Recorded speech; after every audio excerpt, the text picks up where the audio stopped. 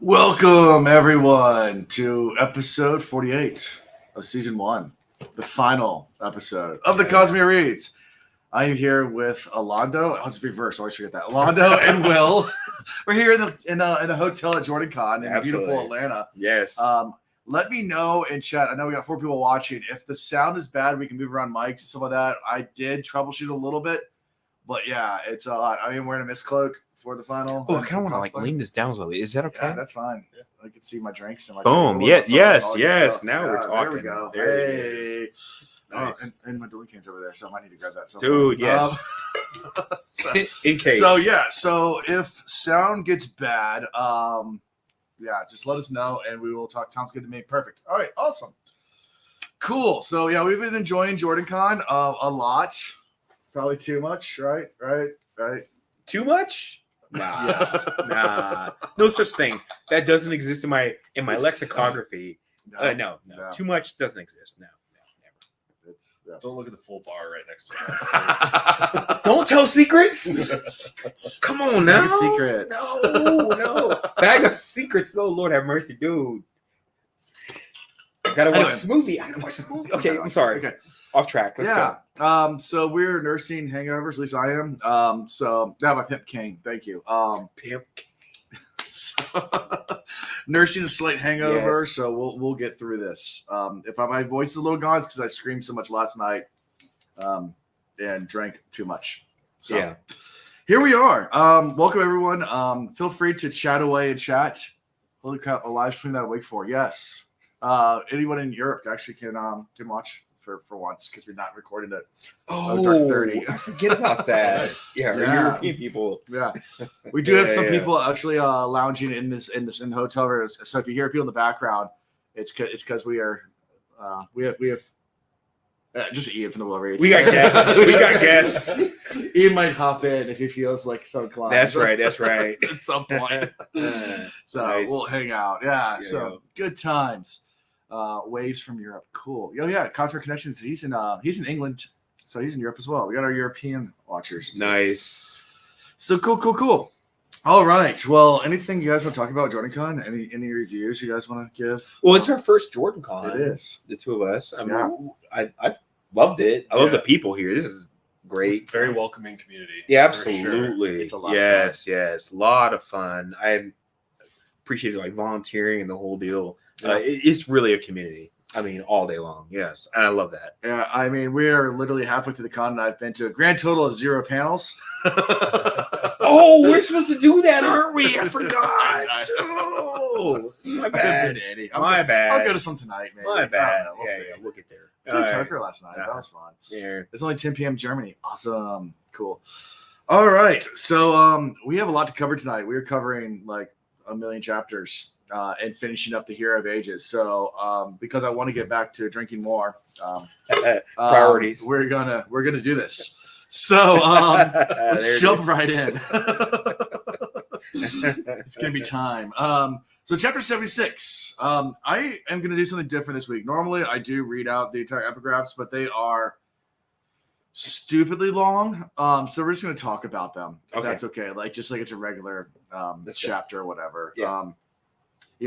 This one starts out, I've always wondered about the strange ability Elementers have to pierce the mist. And it talks about how Vin got, or at least how a Mistborn gets their powers and how the Hemoelectric Spike does that, but it'll double it if you pierce someone who's a seeker and those kind of things. I think that's what this one was. Was it also the one where they talked about their ability to see through the mist? This one. I'm mixing this one up. Yeah, this one's the tonight one. Okay. Yeah. I'm just imagining trying to summarize that right now is pretty hard because those are already somewhat cryptic and they are. Yeah, they are cryptic. Yeah. I was like, how's he gonna do this? Yeah.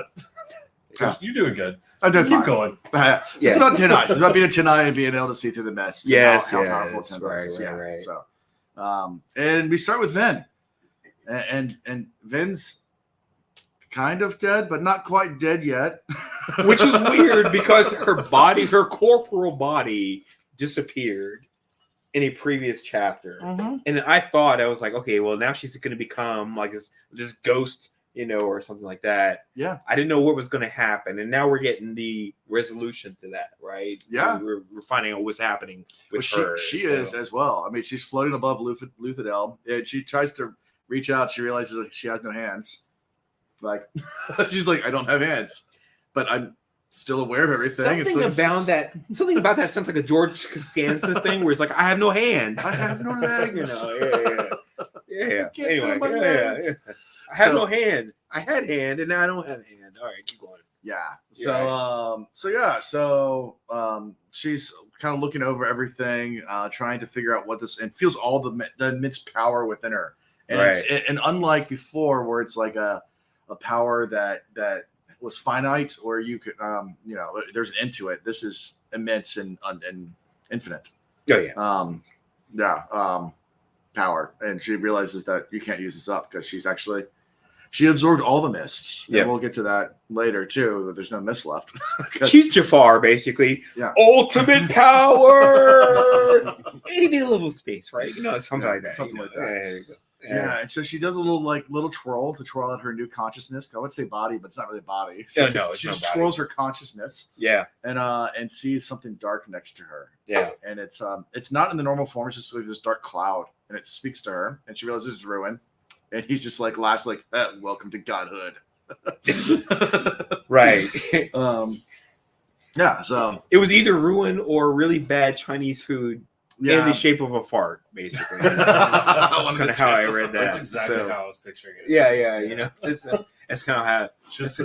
That's how I summed up in my head. So that works out well. The reverse of General So.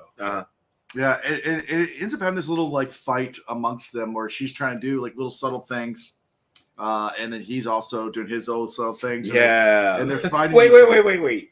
You're glossing over that. Okay. It's subtle things. She's like trying to move the planet. No. I'm not subtle God things. Subtle God things. Subtle to us mortals.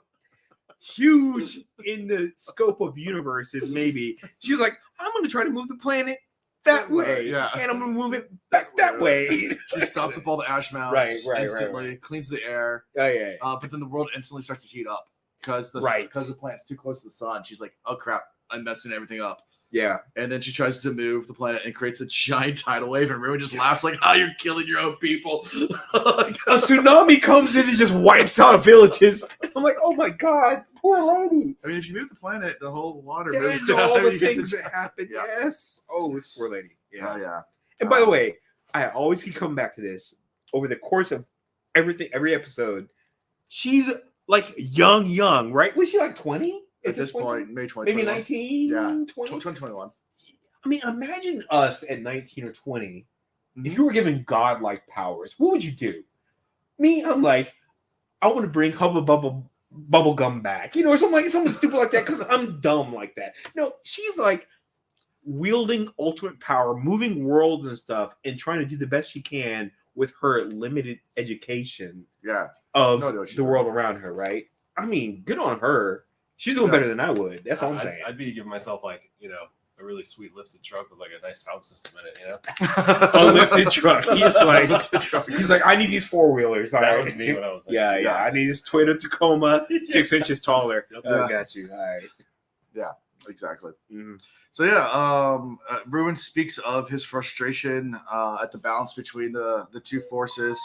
And that there's consequences for everything, and they kind of get this little philosophical argument about that, where he's still claiming he's more powerful than her, and she's like, "But I'm kind of keeping my own, so I don't know." And he tries to do things, she blocks him. It goes back and forth. It's kind of this push and pull. And Vin realizes that she and Ruin are currently balanced. But it won't be if Ruin finds the part of himself that's hidden. So she's still trying to keep that from him. And sees Ellen riding into Luthadel. One man just riding in. She can see him. Now she said something. This is the part that still I can't quite get my head wrapped around. She said something like, and I'm not quoting right. It's like white streaks of light or something to describe how he was riding in. Yeah. I don't understand, why was it white streaks of light? Is it because of the way she perceives time and motion now? There's a couple of things where it describes them bursting into light. Yeah. A lot of it has to do with allomancy. So when they're using, so when he uses allomancy, because she's seeing it as got it. Because allomancy is a part of preservation. So when she sees her own, because she's now the vessel of preservation. Right. Okay. So, thank you for that. But it's like the blue streaks and lines. Right. So now you're seeing him as white light because he is using a part of you. Right. There you go. Okay. Thank you. Now I get it. I get it now. Thank you. But at the time when I was reading, I was like, I don't get what that's talking about. So, yeah. All right. And someone actually said, it's how Vin sees the still push lines. Yeah. Same thing. Okay. Good. Yeah. Thank you. All right. Exactly. So that's how we end this chapter. The first one is just her seeing Ellen ride in, and we switch to Ellen's point of view. Yeah. Going to chapter 77. Looking back, we should have been able to see the connection between the mist and Alan mentioning the power perception, the power at the Well of Ascension. Basically, the closer one came to ruin, the more under his influence they were, and the longer one bore spikes, the more the mist were repelled. Right. Yeah. So, and I kind of just read the first line, last line, but there's a lot to that. But just basically how the mist swirled around people who, preservation was trying to influence or keep up, but if it had a hemolytic spike, it was of ruin. So it wouldn't. Preservation wanted nothing to do with that. Was this also the epigraph that talks about the 3 times that she was able to use the mist was because she took out her earring? That's coming up later. Okay, sorry, I don't want to get ahead. Anyway, my bad. Yeah. So this one is Ellen's point of view. And Ellen just it's a pretty short chapter. It's when Ellen gets to Creedic Shaw and sees like what the fuck happened here. Right. That's right. Yep. Yeah, it's just a giant crater, and like he goes back to his old stomping grounds, Keep Venture, and it's all like just falling apart. Yeah. And no one's in the city either. So everyone's evacuated. He's like, well, it could have been ruined because there'd be more dead bodies. Like you want to hide the bodies, you just would have left them all here. That's not like ruin. Yeah. So he's trying to figure out where the people went. Yeah. Yeah.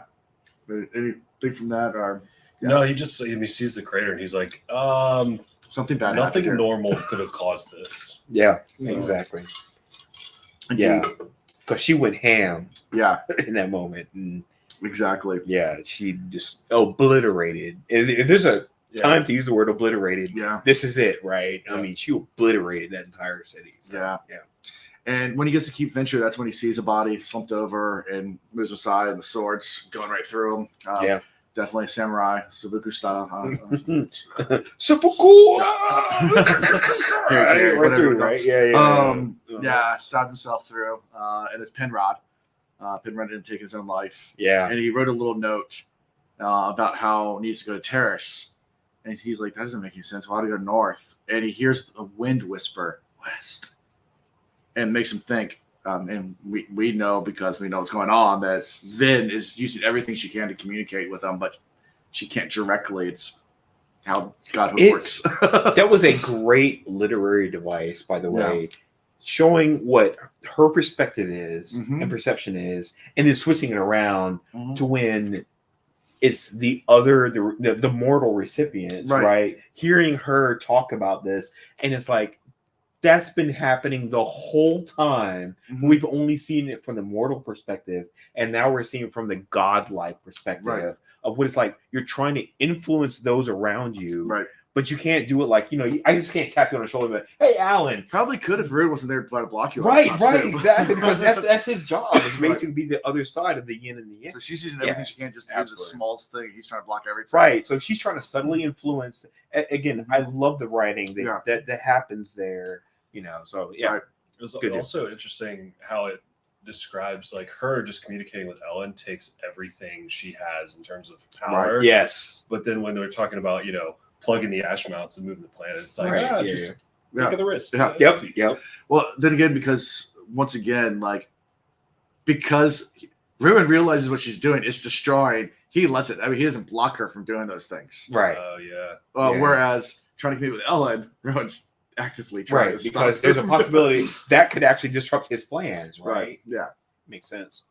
All right. Yeah. And yeah, so Ellen figures it out, says, hey, writing can be changed by Ruin, maybe, but in the past when Ruin's changed stuff, he hasn't changed everything. So rather than just going north of Terrace, maybe it's the Terrace people, and maybe we have to go. And he hears Pits on the wind too. That's one thing that Vin's able to say, Pits. So he decides to head towards the Pits of Half Things. He's like, that's what I would have done. Right. It's kind of the Pits. So heads towards that way. Mm-hmm. And then we switch to Vin. And it's Vin and Ruin talking again, and Vin's talking about how she had to take a great amount because Ruin's blocking her or Ruin's interference just to do something, right? And and Ruin's basically telling her, "Calm down, time's nothing to gods. Like we don't have to do everything right now. Like we can take our time. Like you don't have to do everything right now. Like we can live forever. Like time's nothing. I feel time like we've been talking anything. a lot about time in the last few days." And then I read that, I listened to that part, and I was like, this is coming full circle. Yeah. This whole idea of time is like, really, time is a concept, right? It's not really something that exists. It's just that our perception of how the movement of things through like into the universe. Sure. We use time as the concept to do that. But really to gods, it would be like, that's nothing to me, right? I mean, we watched Three-Body Problem. Remember that? And they played a video game. There's been physics experiments that just like goes forward. Right? Time is the difference in time dilation from gravity wells. So yeah, exactly. Right. So there's another one. Yeah, you can get into physics on what time actually is. Yeah. It changes. Time dilation from gravity wells. So if you're next to a giant gravity source like the sun, or a black hole, our black hole time actually moves at a different speed. Right. Okay. So the time fabric. I needed that. Works. If you had a grid and if you like set like a really large boulder in that grid and just like suck. And that grid is time. It pulls time down, so right? Time so down. Then if you were able to like just leap across, you could actually eclipse like years, millennia in like milliseconds because of that well is created. So it's go watch Interstellar. that's a good one. Watch Interstellar. That would help. Yeah. Wait, watch it and then watch somebody do a review on how it actually works. Yeah, there's a great scene from Interstellar, and I know this is kind of a common knowledge thing, but the scene when they're on the someone's planet, but the one that's right next to the black hole. And because they're so close to gravity source, the ocean planet, the ocean planet, right? And then where they have the huge tsunamis that come through. But the music that it's going through, you hear tick in the music. It's like right, tick, tick, and every tick in the music is one day on Earth. Right, that's how the time's moving. That's how you know how fast you've been there for years. Like right, tick, tick. And then he gets back to the ship. It's been like 30 years or something. Yeah. So the guy was on the ship was like a young dude, and then they get back to the ship, and he's like old gray-haired dude, and whatever. Yeah, it's interesting. It's great. Yeah, fun times. Anyway, so chapter 78. That's where we're at now. Right. So it may seem odd for those reading this. That ATM was part of God's body. This is going back to what you were wondering about. Yeah. And I told you it's explained. Yes, thank you. So ever we say body, but generally that means power. We just use body as the kind of a general term for it. Right. It's not truly his body. It's part of his power. Right. That's been carved off. Preservation had carved off and hid part of his power in a physical form, and how power for gods actually comes in all different states of liquid, like such as the world ascension, or mist, such as like vapor, or ATM, or exactly there solid. And it's actually part of God's power. So mist is preservation. ATM. Right. And then the well of ascension is preservation in liquid form. So they can break off part of their power into different states. And because so much of Ruin is still in ATM form, it's actually clever for preservation. That's why he's looking for it, because he can't beat preservation unless he gets all of his power back. Right. Yeah. And this is the clever aspect of in using the Conjurers of double agent. We'll get to that eventually. But, yes. Very clever of preservation to do all that. And I like the fact that it came back to the prophecy. We'll get there, but yeah. So ATM then was an object of one side, not of both. Whereas like a rock would have been made of preservation and Ruin, ATM was just made of Ruin, right? And part of his power. Yep. And of course, we're kept in the pits of Hathsed by preservation as a place to hide a chunk of Ruin's body. Mm-hmm. Kelsey did truly destroy everything, because you can't really destroy the power of God. You can just shatter it, and eventually it'll coalesce back again. It just might take centuries to do it, but much like I challenge that by saying that they say you can't destroy it, but you can use it. You can use it, which we're gonna find out. Yeah, but eventually, even if you use it, it will come back. But it might take because it'll take like centuries for it to coalesce back into something that you can actually take back again. Okay, now you sound like take urine. You're gonna like take the urine. It's gonna go pull the ATM out of the urine or something. I don't know how that You works. could. I mean, technically, nothing goes away. Because I still don't know how that works. By the way, you burn metal. Are you pissing it out? I mean, what I happens would with assume that? so. Yeah. I mean, that's what I assume. Okay. I don't know. Got it. That's a good question. That's an interesting comment. What's that? Cosmere connection. Because preservation weakened himself when he made humanity, which meant ruin was too powerful, and hiding his ATM was the way to made it equal. Yeah. Yeah. Cool. The metal is dissolved into the stomach. So okay, there you go. Yeah, so just like the power of the will of ascension, it would eventually return there again after it's been used. So that's where it says it does eventually come back. So just like the will of ascension, once you use it after centuries, it does fill back up. Uh-huh. It just takes a long time. I'm gonna call it the pee and poop well. Yeah. All right. So ATM is God poop, and the will of ascension is God Nice. pee. This guy. I love it. Thank you for supporting me in my theory. There you go. There we go. So, all right, and in this chapter, we're in Sazed's point of view. Sazed's down in his cage and realizes it's an odd cell or prison. And obviously designed for Kandra. I mean, it's like because he's too tall for the cell, right? Yeah. And he's like, I can't fit in this thing. Yeah, it's it's too, but yeah, it has a great top. Right. You know, kind of like a pit. And he's in prison there. He's trying to figure out how he can crawl up there and maybe tap some of his power to get out and escape. And as he's there, Tenzin shows up, our boy, to save the day. Still hate him. I still hate him. I still hate him all this time. Will, what do you feel? I mean, are you a Tenzin fan or? He's got a pass for me a little while ago. Yeah, I'm not holding on to that. I'm trying, man. I really am trying. We'll but support you through that. It's okay. Again, healing takes time. Hashtag Justice for Orseer. Hashtag Justice for Orseer. I'm saying no. Keep going. All right. Good old Tenzin. Next year I'm gonna do a cosplay as Tenzin. Oh no! Oh no! Oh no!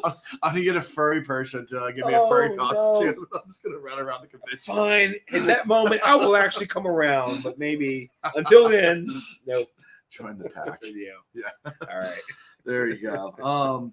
So yeah, Tenzin's there with a bunch of other Kandra, like Milan and some other ones that are kind of following Tenzin, and they are kind of this rebel group, and they break Sazed out. Sazed comes out, and they're like, "Well, how this happened?" It's like, "Yeah, the second rebelled." And they're like, "What? No, the first are still up in their alcoves." And like, "No, they took them. They're down these other pits down here." They're like, "Oh shit!" And while they have this conversation, Tenzin with his dog ears hears that more Kandra are coming. The guards are right. And whereas other Kandra are really hesitant to attack, Tenzin doesn't care anymore. He's broken every Kandra rule at this point. Right. He doesn't care about the contract or anything else anymore. By the way, I'm going to say right now, and this is my critique of the book. I'm going to go ahead and just say this. The lady, the lady Kandra that Milan.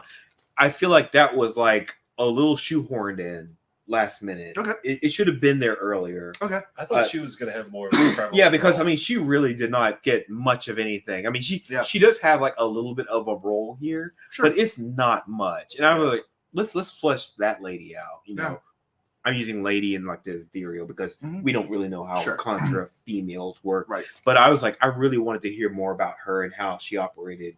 That's my only critique about that piece. Is I would love to know everything about her. Yeah. How did they get to know each other? What happened? How did that relationship evolve and all that? So Anyway, Rafa with Milan. That's kind of a spoiler. Wait, there's more? Wait, there's more about her outside of this book? Okay, I hate that. I hate that. Can I say it? There's always another secret. There's always another good time to say that? Yeah, it's a great time to say it. There's always another secret. That's There's always another secret bag. This is why you need that gift about the secret. The secret bag. Yes. Always another secret. Fair enough. Yes. All right. That's great. That was Good good. deal. That was a good pull. Fukud, which I love that Oh, yeah. name. That is a great name, though. Fukud. Seriously. Fukud. Yes. Fukud. Yes, It was fuck you, but it's fuck Fukud. Yes. Yep, Comes yep, in and says it, just immediately attacks him. He's like, I'll eat you like your sir if you don't shut up. And he's like, wait a second, I'm a contract. Get rid of your bones. I can just take your bones and act like you. Yeah. Like, that's one thing at least Zane did teach me, is that no one suspects a Contra to be a Contra. No one expects to finish Inquisition. So, there you go. Yeah. pretty clever plan on that. And Yes, it's like, absolutely. I'm gonna go distract them while you resurrect the first. Yes. Not resurrect, but regenerate them. Give them bones. Yep.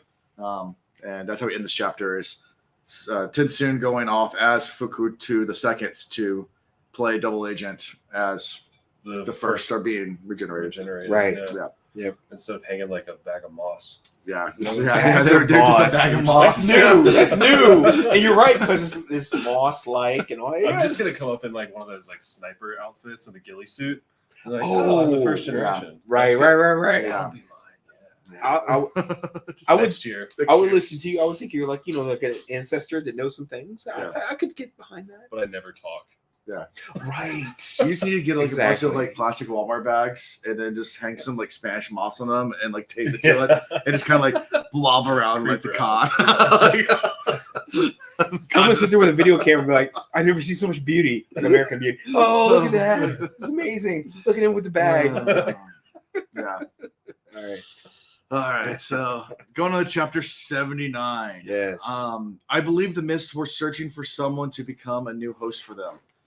The power needed a consciousness to direct it because preservation's consciousness was destroyed. Of course, the power was all still there, Right. but as this not so conscious entity, it's still, I guess, by what's the word I'm looking for? Not habit, but by its nature. Routine. By its nature, needed to find a vessel. So searching for someone that fit that vessel, and it talks about how Vin, was probably that. Without conscious directed, nothing would actually be created or destroyed. That kind of Are you stuff. trying to say instinct?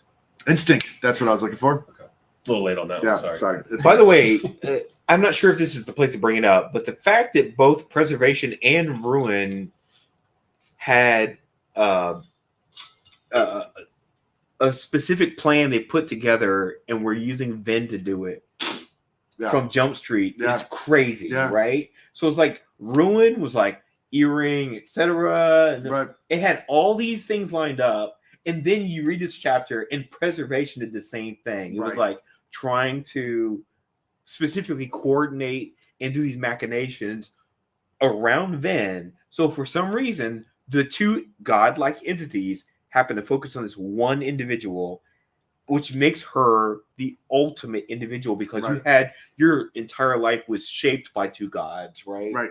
That's insane to me. So Yeah. So I love that. like I didn't really get that far with that, but I kind of had the underlying like thoughts about it. So, Yeah. So Vin was being influenced by both of them Right. this whole time. Right. Okay, that's crazy. But I mean, when you think about it in that sense, it all comes together. It's like that's the reason why she had like this influence by the mists and whatever. And then on the flip side, she's being influenced by Ruin, these visions of her brother, Mhm. all that. And you realize it's like this one mortal being Yeah. manipulated by gods. Yeah. She had, and it's almost like it took away her agency, unfortunately, because she was in that It's a good- situation. So what's this up? This is kind of one of those questions that it's fun to ask them, but there's no way they know the answer.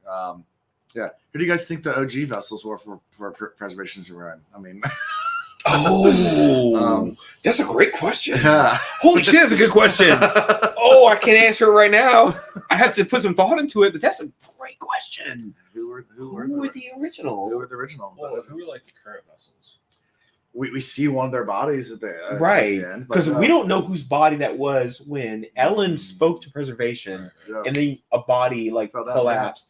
We don't know whose body that was. I mean, There it's just were like it was other- like a body, right? Yeah. That's just I Yeah. love the question. That's a great So question. when you said earlier, like, I don't understand because the body fell down. I was like, and I didn't want to give it away yet. I was like, right. it's a vessel, so once it dies, the body is released, but God's still there. It's just right. the vessel's gone. Because I asked you about that. I was like, hey, well, what is that? Who is that? I was like, yeah, can't answer it. but you can't answer that. I couldn't answer it yet. No, I can't talk. No, we can talk about we can talk about it, but there's no answer still. Yeah. I mean, we don't know. Right. So, all right.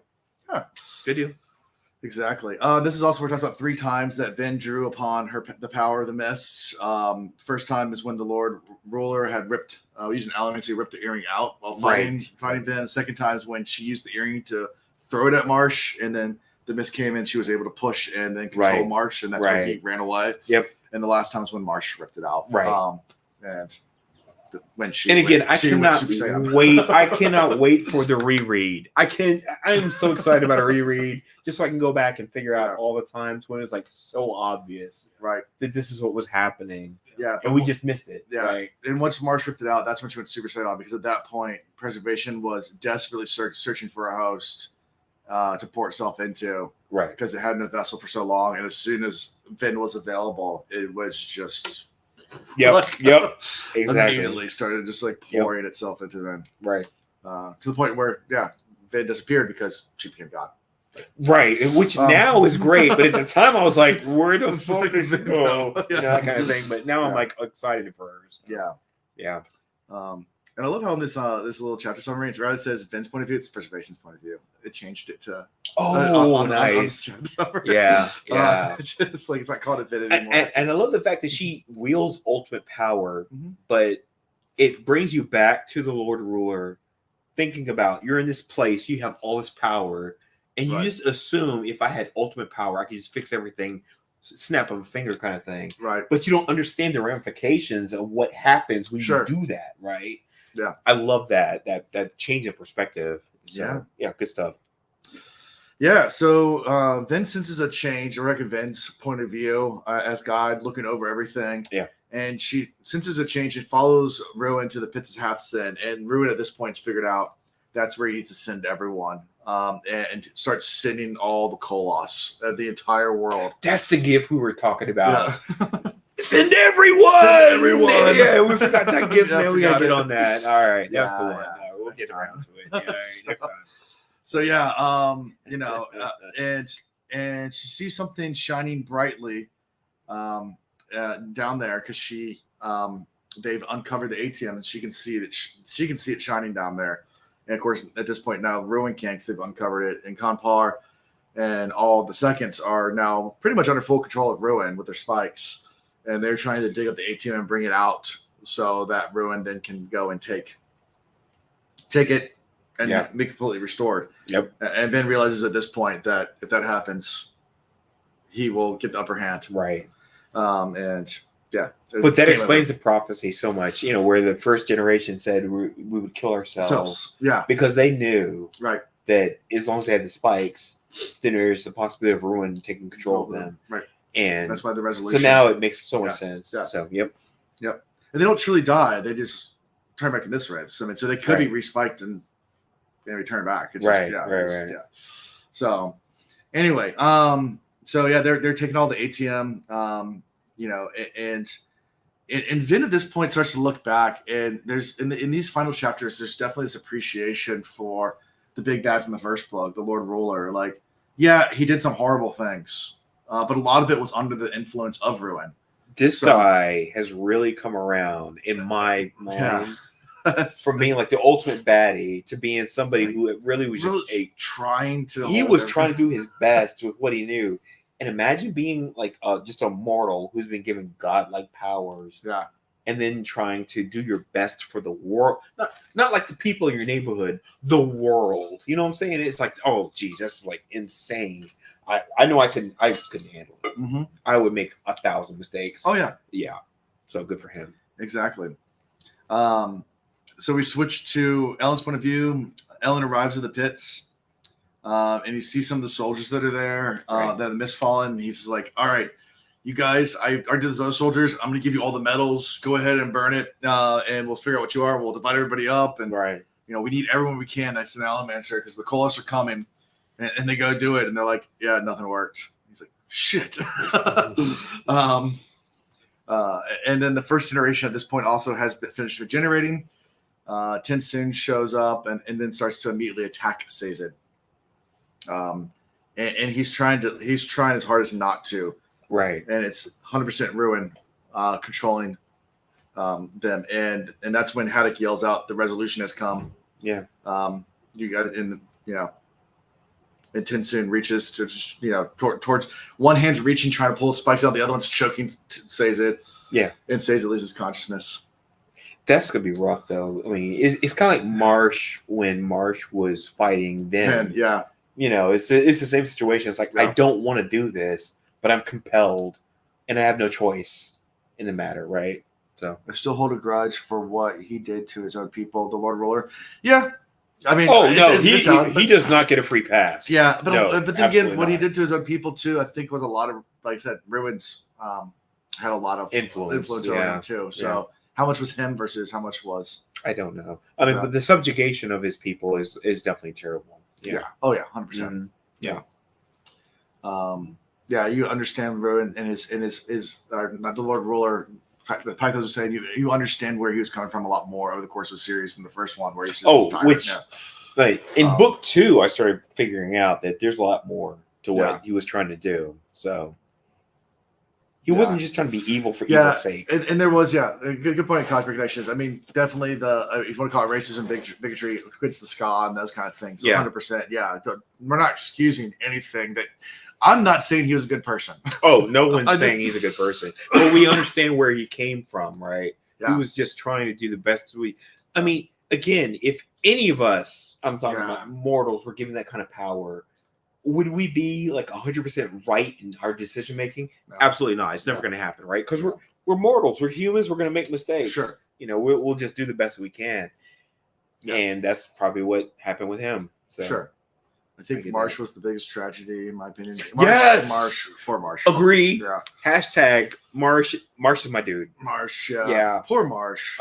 Because he wasn't a bad guy. No, he wasn't. He was never a bad guy. Never was. And everything he did, even becoming, Inquisitor, was for the purposes of what they were trying to do. Right. And but they had no idea who Ruin was when that happened, and then they was trying to be a double agent. They didn't know all.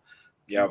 They did stuff without knowing the consequences of what exactly. they were doing. Question: do you fellas like they've come to the end of the epic journey, or that they have another like 9,000 pages to go in other books? How does it feel to come to the end of our first little segment? We'll get there. How about that? We'll talk about that. We'll get there. How about that? Just 90,000 and counting. You're still writing, all right, guys? Or see, like we've been drinking for the past 24 hours. Yeah, we'll get to it in a bit. Right. Yeah. But yeah, so this chapter pretty much ends with Sazed going unconscious and not knowing really what happened with all that. But a lot of stuff happening, like I said, with the Demu and Ellen riding in the pits. Mm-hmm. Get to chapter 80. The Conjured people always said they were of preservation, while the Kolos Inquisitors were of ruin. Yet the Conjured bore hemalurgic spikes, just like the others. Was their claim then a simple delusion?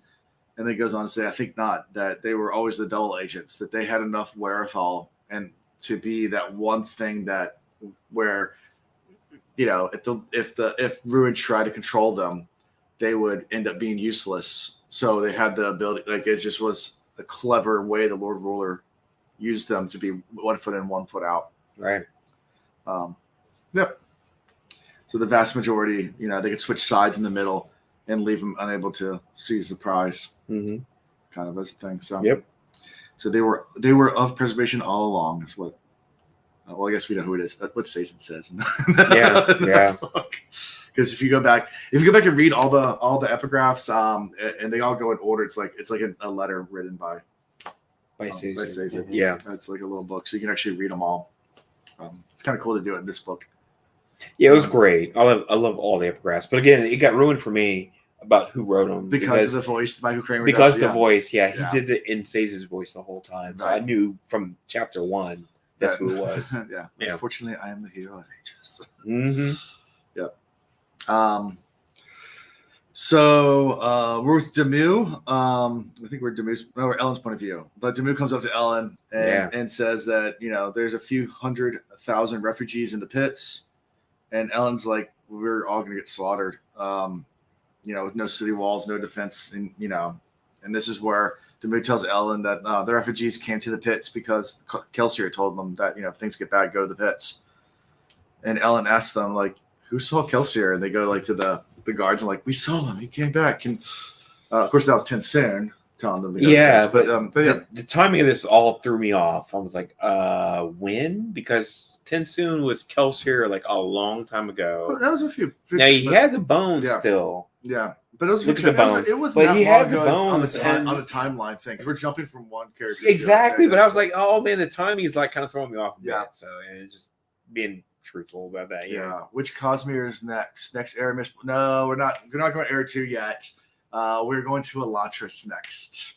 So actually, we're going to go Roald Dahl, and we're going to do Willy Wonka and the Chocolate Factory next, and then we'll come back to this. We're going to do Elantris. So we'll probably take next week off, but yeah, we're going to go into Elantris. Yeah. Which is not a super long book, and it's a standalone. So as of for now, he's talked about writing more. Anyway, so Stacey wakes up. Oh wait, let's see. I think I might have missed something. And this is when Ellen tells him to consume the elemental metals. So right. So Stacey wakes up amongst a large group of mist wraiths, just kind of lazily, bag of antlers roaming around. Yep. And like my hotel room. Yeah. And he goes to see about the ATM and discovers that the Kandra, some of the Kandra haven't removed their spikes, most of the second generation. Right. And led by Kanpar, they're trying to remove the ATM to deliver it to Ruin. And this is where Sage is able to tap into his steel mine for speed and reach the rest of his metal mines faster than they can go. And then once he gets there, he put them on, slam the door shut, and then make himself huge. Right. Use his pewter mine and iron mine and basically bar the door. He goes Hodor on it. Yeah, Hodor. Yeah. Crossing genres now. I mean, sorry, book series now. Yeah, but he Hodors it. Yeah. Yeah. So closes it, blocks the trust warrant, and then starts just yelling for help to deaf ears because he's yelling a bunch of miswraiths. Right, because who's he yelling at? Right, at that point in time, it's like, who's going to help you? Just a bunch of blobs. Right. If you could please come help me out, a bowl of Jello, I would appreciate the assistance. Right. What's going to happen with that? Yeah. Ellen, with respect to Ellen, he's questioning the eyewitnesses about, what they saw with Kelsier. And at that point, Ellen hears his name on the wind. Here's, again, and thinks of Vin. And he's just like, I think someone's trying to tell me to go somewhere. And, the voice ends up guiding them to, he sees in his mind, he has this image of a hole in the ground. Again, go ahead, do it. You're gonna do it anyway. Go ahead. I'm gonna click on it. Please do it. Go ahead. Yeah, I forget the next couple lines, but then it goes, secret tunnel through the mountains, secret tunnel. Yeah. Wait. There's an ice bucket. Yeah. Sorry, mid making drinks. This is JordanCon. This is what we do. That's what we do. Yes. Let's see. Will, what are your thoughts? Through the mountain. Is that it? No, that was it. Vin leads Ellen through the homeland. Are you going to do all of Cell? We're doing all of Cell. Anyway, yes, we're doing all of Cell. We'll talk more about that at the end of this. All right, let's get through this first. Then we'll talk about what's next. All right, guys. Good. You guys are jumping ahead. I know. I need to quit reading the comments. So leaning in like that. I love it. I love it though. All right, so keep them coming. No, keep me distracted. Exactly. I love you all distracting him. Please and thank you. I need a top off on that too. Nice. Otherwise, I'm not going to make it through. Need more alcohol. Well done. Yes. So, let's see. Looks like Will's mixing up a new drink. What are we drinking? We are drinking tequila. Whatever he comes up with. Tequila. Margarita. I still have some Bloody Mary in there. Okay, it's gonna be a bloody. You're gonna have a bloody margarita. I'm gonna have a bloody margarita.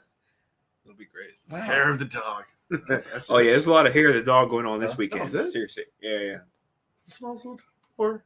Some more It to came kill out than pretty that. quick. Oh, Oh, never mind. a It was a lot. That's what she said. Oops.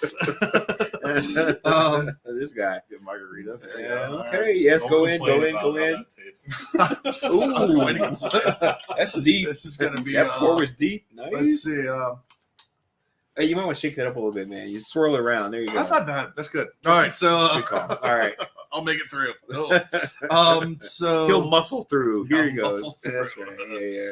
yeah. So the voice guides him. You know, he sees inside his head the secret tunnel. Right. Makes his Secret tunnel, that's makes right. his way down to the tunnel Yes. and just sees a bunch of mist wraiths, and he's like, "Okay, I guess this is where they hang out. That's weird." Yeah. And then he comes around another corner, and he's like, "Says it?"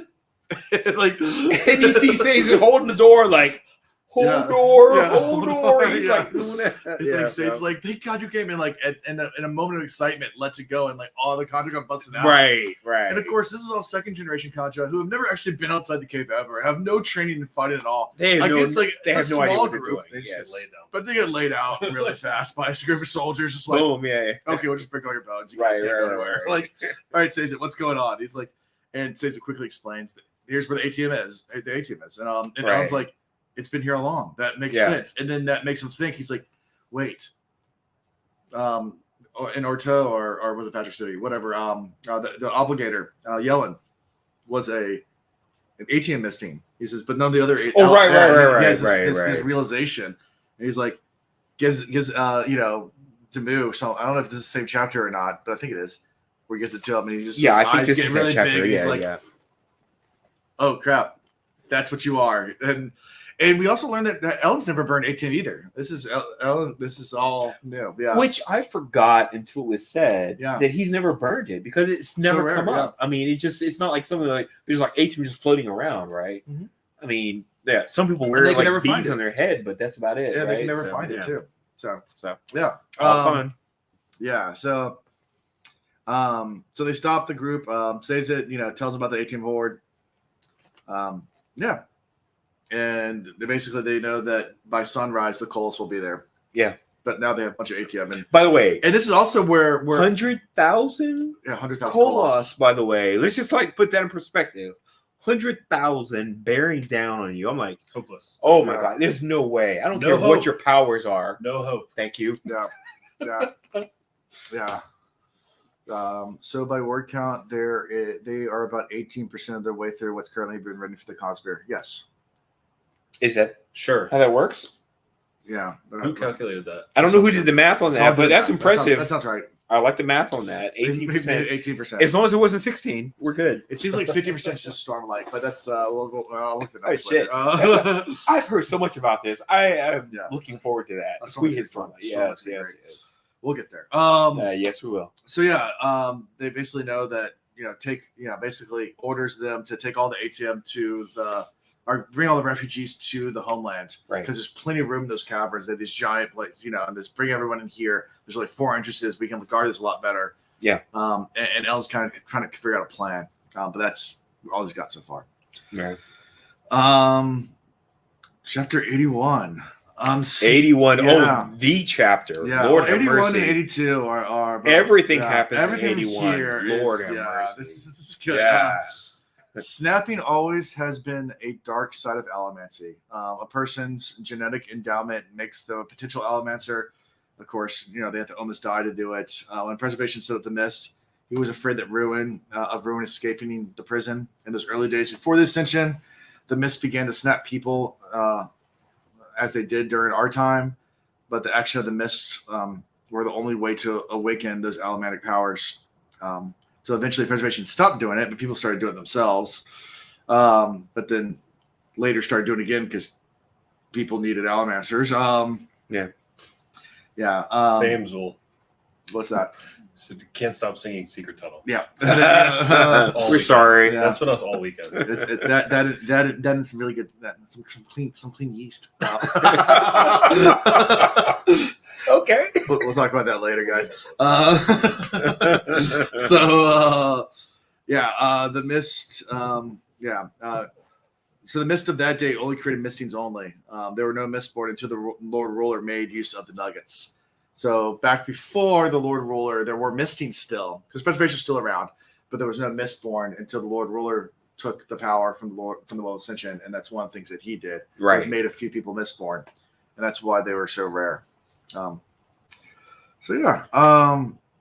This hadn't been preservation's desire. Because he had given up most of his consciousness to form Ruin's prison. The Mist having left to do their work kind of on their own, without any specific direction. Right.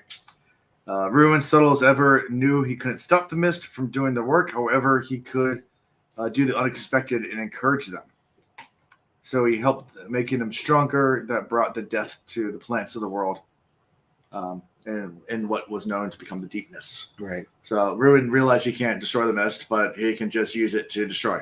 And that's what Ruin did. By the way, we hadn't heard the word deepness in a long time. We had it, yeah. I forgot until it was said now. I was like, oh, that's right, deepness. That was what they referred to. Mm-hmm. That era. Right. As was that. Right. So, yeah. So 81. 81, the Sanderlands. Here we go. Yeah, we have lots of different points of view. Oh, here. all things. Yes. Everyone. So Vin watches as the refugees flee the Conjure Caverns. And Ruin continues to taunt her as all this going with the approaching doom. Like, this is where he mentions how many calls he has. He's like, you realize you guys are all dead. Like, all you people who are is going to die. And he's right. And she's like, what do you mean? She's like, have you counted it? And she's like, oh yeah, my God, I can count it instantly. She's like, oh shit.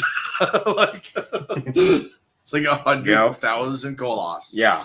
All coming towards one central area. And she doesn't math. She realizes that it's done. And she sees the approaching drone, grows angry, and starts to attack Ruin, which surprises Ruin, because he didn't think that, I guess, preservation never would do that, because preservation was to preserve, would never have an ounce of the ability to attack, which actually made Vin the perfect vessel, because she's of, humans were of Ruin and preservation, where we had the ability to do bad things. So, yeah. Where preservation didn't. Right.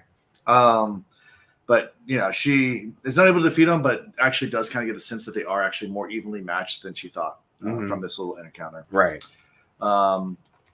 This is where Sazed tells Ellen more about the ATM is the Ruin's body. I skipped ahead last chapter, but this is where it happens.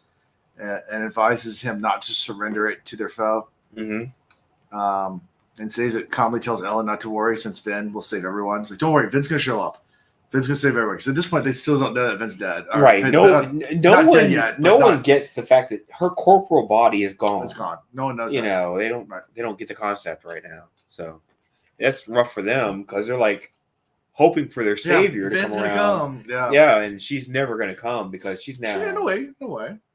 Well, but the thing is, though, she's in the situation that preservation was, which is she has to do everything through subtle influence. Great callback. Sazed has hope. I was going to say something. Fuck you. Sazed Put out. Podcast over. No, I'm messing. My boy Sazed. Oh, that's right. That's right. You got the shirt. Yeah. Yep. Sazed for the year of Here we ages. go. Hope. Fine. Hope. There you go. All right. Yeah. Yes. If you stopped reading when the 16% thing is explained, that's probably the 16% mark. I love that too. Thank you. I want all the digs. I want all the digs at me. Come at me.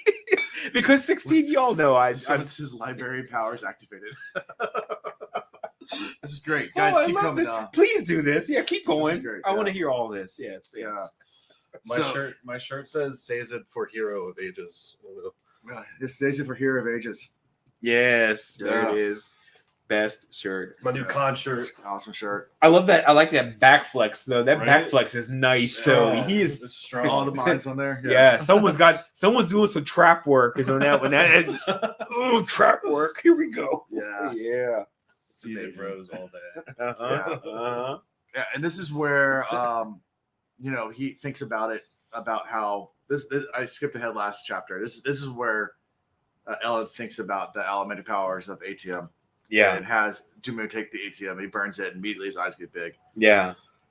And then we switch to Vin watching Ellen give his motivational speech to a small group of soldiers. There's only a few soldiers at this point. Right. But they're all ATM burners. Yeah, he gives his Braveheart speech, right? Yeah, like we're not going to survive today. We're not going to survive today. We're going to die. It's not happening. But we're going to give it the best fight ever. Yep. Like, we're not going to go easy. Yeah.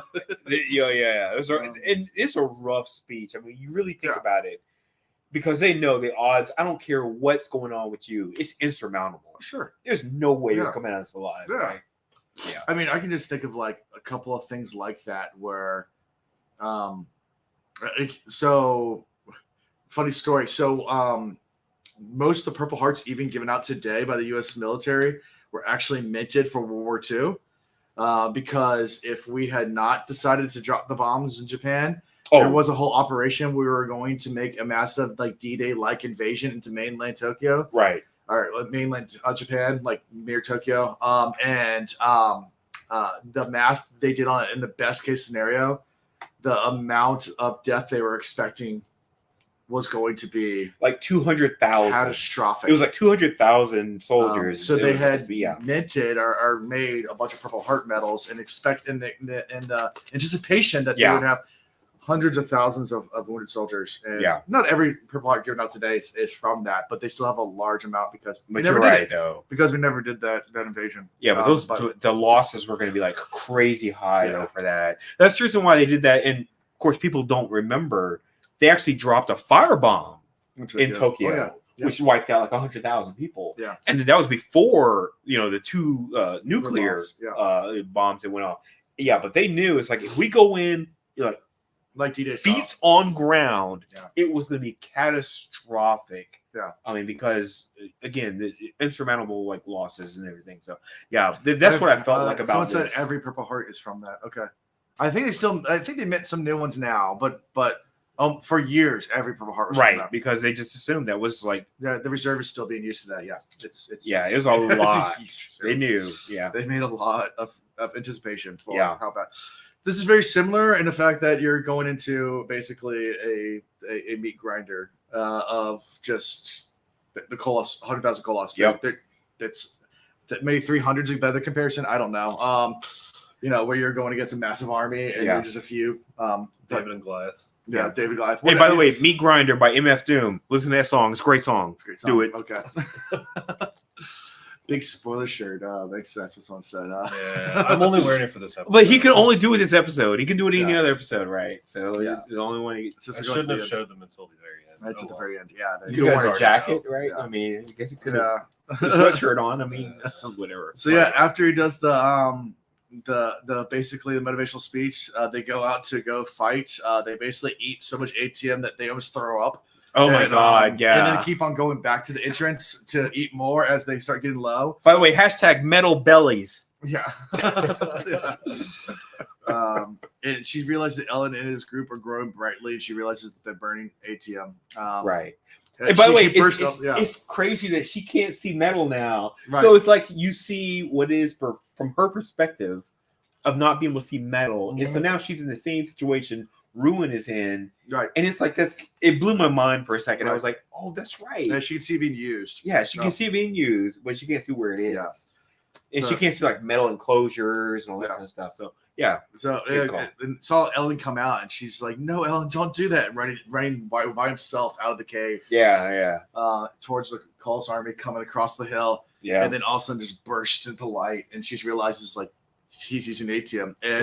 And for a while, it is epic because it's like it's not even that many people. I can't remember how many soldiers they have. 200 soldiers. Yeah, it's like but they're all ATM burners, so like they're basically invincible. Like you cannot like you're dodging every single attack and just dicing them up. I'm so happy the way that they explain this because let's go back a few chapters when she saw Ellen before and said she saw him as white streaks, and I was like, I don't get that. What does that mean? White? Yeah. And now we get that understanding because now we see him burst out, burning ATM, and now we're like, oh, it's not him or something special about him. It's just the way she perceives his use of the metal. And I was like, okay, get it. Great writing, by the way. Again, yeah, And Ellen just keeps on fighting, burning massive quantities of ATM. Yeah. And just starts to just dice just up, going in, dicing up Colossus after Colossus after Colossus, and everyone's doing on the all four entrances. Yes. Well, they haven't dropped a single man. I think they say they take out 1,000 Colossus at this point. There's still there's still 99,000 of them coming. I mean, it's like he's beheading these dudes, like knocking arms off, all the kind of Yeah, things. This guy's just going in. I love it. Yeah, this would be hard to adapt. I'm trying to think of this in like film, Dude, and it's like it's not gonna happen. It's not gonna happen. It's not gonna happen. Did you guys ever play Diablo? Yes, my son Like- plays it, and I watch him play Diablo. I don't play it much myself. It wasn't the Paladin. It was God. What's the character's name? And he's got like the archangel wings, and they're these white beam things coming I out. don't know. the name, yeah, Well, yeah. I don't know if you remember it. That's what I pictured. But I've seen Yeah. it though. Yeah. Yeah. I mean, Maybe. again, I Maybe watched my do- son play it. Yeah. This Yeah. is their last battle. Yeah, from Wheel of Time reference there. Yeah. Oh, yeah. Yeah, It's, yeah, yeah. easily. Yeah, Um, the only battle that matters. yeah. Well, kind of. Let's see. Amy says, I just want to say hi to you all and watch. I can't watch because of spoilers because she hasn't read it all. Okay. Yeah, Okay, well, have fun enjoying the understood. con. We're having fun. Yeah, We're having a good absolutely. time. Yes. Thank you, Amaze. And thanks for the mugs. Our mug. Cheers. Cheers. Hey. So yeah. So at this point, also Sage is standing at the edge, at the exit or the exit of the cave, and handing out more ATM.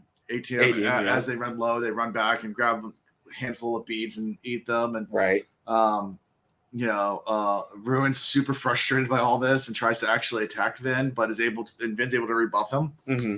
Like they're lashing out. So there's a whole other battle going off, like in the sky. That's not the sky, but like in whatever a battle of gods. That's I gotta say that reminded me of a Wheel of Time situation. Yeah. you know what I'm talking Yeah, I know about, what you're right? talking about, Yeah. Okay. So So Seiza watches the battle, telling those nearby that soon Vin will appear, and that's what it's going to be. yeah. And we fast forward. Ellen's been fighting for hours, but the Kola's army is there's still thousands and thousands Yeah. of them. And he's burning metal the whole time, Yeah. hoping it's going to help him. Yeah, But it's just like, and in burning H and the way he's been burning it, it's actually also wearing him down. right. He didn't realize that was one of the side effects. Yeah, Of like burning all this H is like it just takes so much Well, he's from been you. fighting for hours. Damn straight. Like, your body's I still mean, and Not no one's just gonna hold fighting, up. like going full Full force. Him. Like 1,000%. Yes, absolutely. Yeah. yeah, Computer can only do so much. Right. It's like adrenaline basically at that point in time, right? Yeah. yeah, Yeah. So, still in thousands, and they're the other mistings, the ATM mistings, start to be overwhelmed, and they're starting to run low on ATM at this point. So Right. they start dropping. He notices a couple, he sees a couple drop in distant places, and realizes some of the other mistings are starting to, which he knew was going to happen. I mean, this was expected. It wasn't like one of these things where they thought they were going to be able to slaughter 100,000. Again, you gave a Braveheart Yes, speech yeah, and you knew yeah. what was going to happen. Yeah, right? like in that speech, he says, We're going to die. Like it's but like we can put fear in them before we die. before we die. Yeah. Exactly. That's a very like inspiring, very inspiring. powerful, yeah, badass right. speech. But Right. But do you're you not want going to win. But do you want to die as a coward or do Right. you want to die as a warrior? Right. That's basically what he's trying to say. Yeah. And I agree with that. And they all Go went as a nuts warrior. after that too. So Yeah. it works. Yeah. And so at this point, Marsh shows up, suddenly appears. Marsh. Big Bad Marsh. Megan Marsh, and he's bringing A-Team as well. So Yeah. One eye Marsh. Yeah. One eye Well, Marsh. let's say wait. We'll call him Socket Marsh, right? Socket, He's yeah. gonna- he's the I socket. can see see through through. Yeah, see yeah. through your brain, Marsh. Yeah. This poor guy. Oh my God. I feel so terrible for Marsh. Yeah. He did nothing wrong. He's always been a good guy. Yeah. I hate everything about the path and journey he's been on. Poor Marsh. But he had one moment where he did like save Oh, Vin and 100%, everybody. yeah. No, So, I love everything he's tried to do. I just feel like I hate You the know- fact that he's been subjected to this when he was not a bad guy. No. especially Kelsier's brother. Yeah. I mean, Yeah. he deserved none of this. Right. But he's been doing his part, and now he's been a puppet of everything, Yeah. right? Yeah. I mean, everything he's been involved in, and that's the reason why he's like my guy. Where I'm like, I wish the best for you in another life, right? Another life, That yeah. kind of thing, yeah. Yeah. So then we switch to Human, our Kolos friend. He's actually down. At this point, they've made it into the Condor tunnels. and they're kind of going around looking, and people are screaming, Yeah. but they're not attacking the people because Ruin's pushing them, even though they want to attack people because they're Koloss. Right. Ruin's pushing them to go find the ATM. Right. And they believe they find the ATM cache, and Ruin, yells in pleasure, and we switch back to Marsh. And Marsh attacks Ellen, burning ATM as well, that he got from the Conjurer that escaped. Who was trying to sell it? Who was trying Who are you going to sell it to? Yeah. Hey, the world's coming to an end. I'm going to go out here and sell this ATM. By the way, it's too hot to even stand outside. Dude's like, it made no sense to me whatsoever. Why would you try to go out and sell some ATM? All right. Maybe we'll table this question to the end. What is it? What do you think's happened to Marsh? They disappeared after killing Ellen. Okay, well, we'll talk about that in a second. Okay. But it's not mentioned in epilogue. I think explained by Kelsier in book 1 because he warns of the dragging. That's in reference To to ATM. Zul's question Yeah. about ATM dragging. ATM dragging. Yeah. So they're just having a sidebar. Okay, cool. Okay. So sorry, I must have looked really far away too because we're sitting back from the computer. Marsh attacks Ellen, burning ATM as well. Like I said, Ellen's pewter's running out. He's still able to burn a little bit of pewter somehow. Like he thought his pewter had run out, and all of a sudden he feels like he can. Right. And he looks up and actually sees like this ethereal or whatever, ethereal or whatever, Like a specter. version. Ethereal. There you That's go. the word. That's I'm what looking you're for. looking for. Yeah, Yes, that's the word I'm yes. looking for. Ethereal version of Vin, like up in the sky, like Right. looking down at him, and he realizes, and it's actually feeding literally into him. Yeah. And just like Vin had preservation's power, like the mist, Vin's doing that for Ellen. Right. Ellen gets, was able to burn Duralum. He decides to burn Duralum with ATM. Yeah. Which just gives him super knowledge. Which I thought was going to be Super like knowledge. the way he was going to get out of that bucket of syrup. I was like, this is it. Yeah. He's going to get out of this. No Yeah. problem, right? Yeah. But rather than getting not going to happen. but being able, I kind of attribute like burning Duralum and ATM like to where you get the super blast. Whereas ATM normally lets you see into the future, like it's almost like the Doctor Strange. You can see all the possibilities, kind of thing. From the Avengers type thing. Yeah, where yeah. He burns it. He's like, I see the way. Right. I understand what has to be done. Like He holds up the finger and just goes, there's one. There's one way. Right. Yeah, it's an incredible Yeah. moment. Got goosebumps. Yeah, it's a great moment. It was good. Yes, yeah. absolutely. And at that point, Ellen turns around, buries his sword into Marsh's neck, but Marsh buries his axe into Oh, Ellen's man, chest, that was rough. in his That chest. was rough. And Marsh looks at Ellen and claims victory at speaking through a ruin or whatever, and Ellen just looks back and smiles and goes, "You've lost." And it's like Mind blown. I was like, what the hell's going on here? This guy got axe in the chest. And he's like, ha ha ha, you lost. I'm like, are you delusional? Is it the blood loss? What's going on there? yeah, but then it switches back to human, and he gets to the place, and the 18 is gone. Gone. It's all gone. Burned And it all. quickly switches back to Ellen, and Ellen looks at Marsh, said, "Yeah, the 18 you're looking for, we used it all." I was gone. shocked by that. Shocked. Gone. I was like, they burned all of it. They burned all of it. I mean, but if you think about it, if you had 200 soldiers, if you were just going through it, and you've got like gobs of it. yeah, Saints is like sitting there just like feeding it to them. They're over like popcorn in it. And, yeah, I guess you could. I mean, if you just like burn, and what if it's like Duralman in that, right? I mean, it's like a possibility you could burn even quicker, right? Because it's going in flashes. I was like shocked by the fact that they burned everything. Because they knew too, right? Like, we burn all this, that's getting rid of ruin. So that was the thing I didn't quite remember. Help me out with that. Does Ellen at that point know? We know that Vin knows that that ATM is part of ruin. Right. Does Ellen know at that point? Stacey explained to him. Okay. Yeah. I don't remember that. Stacey happened. explained it to him. That Okay. was part of Ruin's Got plan. you. All right, got it. Thank you. So that was Ellen's thing, was that Right. we need to. That was part of the plan, was to. Even if he didn't know that part, though, he knew it was important. Mm-hmm. And if you want to make sure it's gone, right? ATM So- also is the fastest burning metal. Yeah, it burns really fast. Oh, that's right. It is the fastest burning metal. Yeah, it burns. We've way heard that fast. before. Yeah. Yeah. Yep. Mhm. Thank you. Appreciate that. It's amazing. It also makes me cry. Yeah, this whole scene. Oh, this is rough. Yeah, it's this rough. is rough. Yeah. Yeah. And then, the very next scene is Vin watches Marsh decapitate Ellen. Oh, that's rough. And Ruin then gloats over that. And Vin has this little moment where he's like, I've already seen him die once. This time's not as painful. I'm just blessed by the bar time I got. Yeah. Like, but Vin is also like, you just took away the only thing in humanity that mattered to me. That made me want to keep myself. Yeah. And so now like, I don't give two shit. I don't care. Yeah. Inspired by Ellen's sacrifice, she attacks Ruin, ignoring the pain and everything. It's just on pressing more and more. That whole I guess we're at this point now where Vin is talking about like her relationship with Ellen, how when he died at the well, essentially, right, she kind of lost that connection and was like, all right, I still have an attachment to you, but I've let you go so you can go and be your own person now. Right. So she said in a way his death here was almost freeing. She didn't feel bad. Right. She just felt like, all right, now I can go be a god. Yeah. You know what's crazy though is I feel like this book did the most amazing thing is in terms of literary devices. They kept the two people that you want to see spending time together being happy. Mm-hmm. They were never together. The entire book, basically, they're always apart. Right.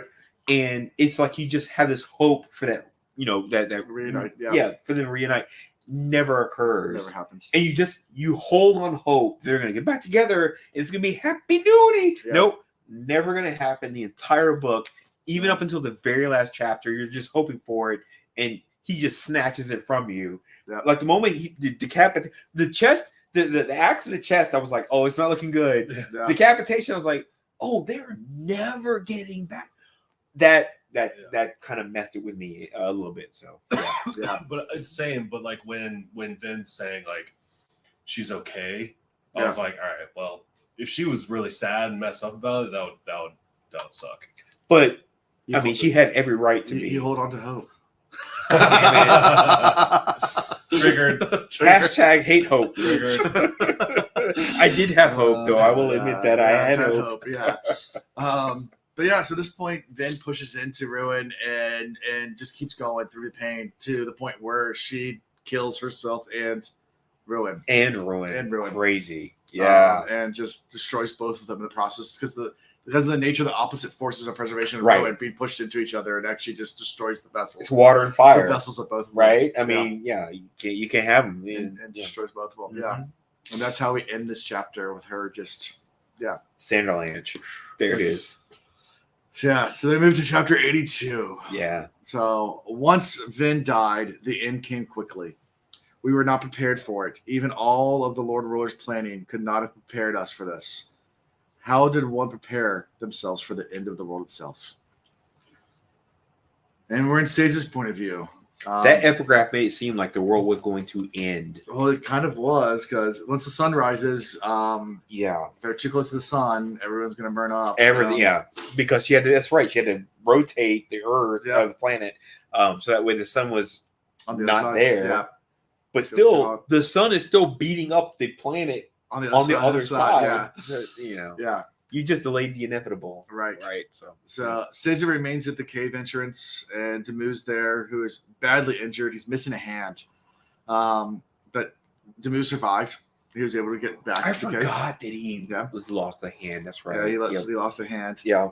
And the heat from the sun's like oven-like. The coals are still coming in, still rampaging. But Caesar still believes that Vin's going to show up. He's still waiting. And as he's sitting there waiting at the entrance, he sees, the two bodies fall from the sky. A Vin and a stranger appear beside Ellen's corpse. And he runs out to there it is. And he runs out to the field where Ellen's corpse is, wearing all his copper mines, reaches them safely and cries out in despair as he realizes, there's a stranger's body, Vin's dead body, and of course Ellen's decapitated body.